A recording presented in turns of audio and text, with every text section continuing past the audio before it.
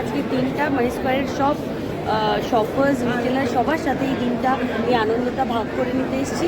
খুব ভালো লাগছে এসছে, এইটুকুনি বলতে পারি। মানি স্কোয়ারের আজকে কেনাকাটার কোনো রকম প্ল্যানিং আছে? হ্যাঁ, আমার আছে, কারণ আমার বন্ধুর জন্মদিন গেছে। আমি ভেবেছিলাম যখন আসছি একেবারে কেনাকাটা কিছু একটা করে নিয়ে যাব। আচ্ছা, আর কেক খাওয়া?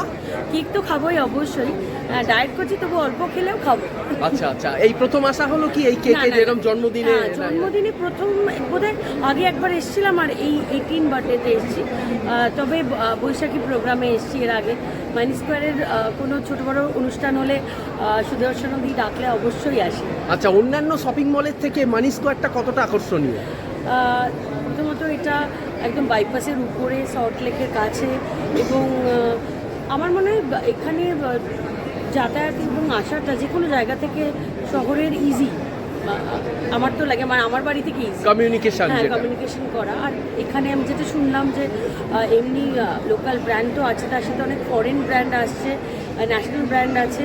তো আমার মনে হয় এটা ভালো, একটা একই জায়গায় সব কিছু পাওয়া যায়।